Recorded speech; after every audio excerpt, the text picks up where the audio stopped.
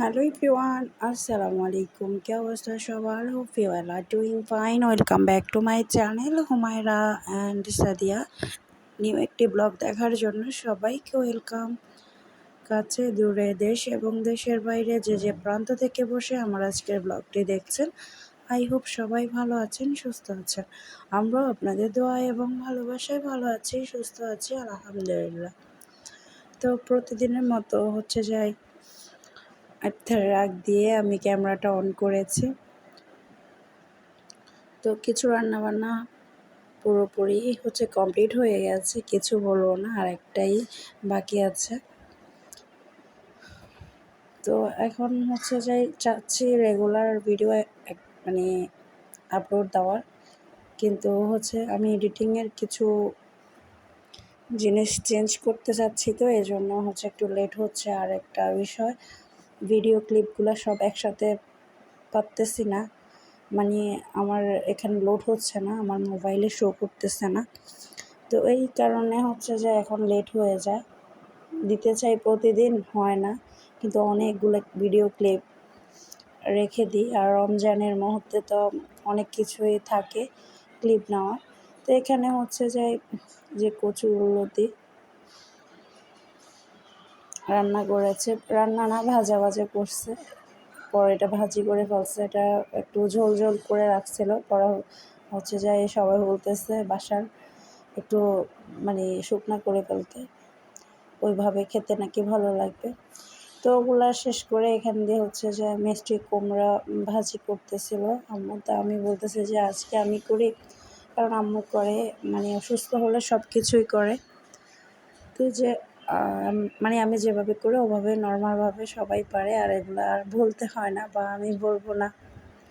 তা আমার পাতিল স্কিপ করবেন, এটা বাসায় আসার পরে কেন জানি আমি বুঝতেছি না, এটা কিন্তু ক্যামেরাতে এমন দেখা যাচ্ছে, বাট এতটা লাল হয়নি,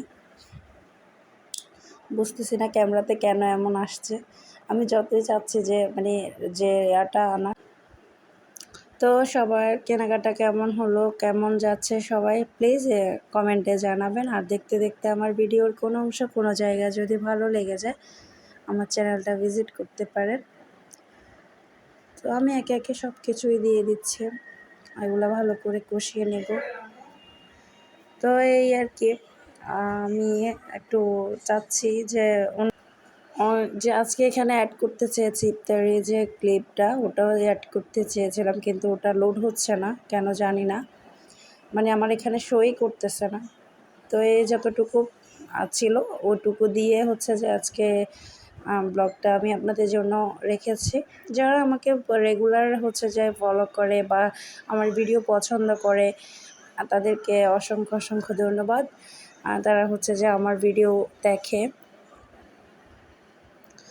ওদের জন্য অনেক অনেক দোয়া এবং ভালোবাসা।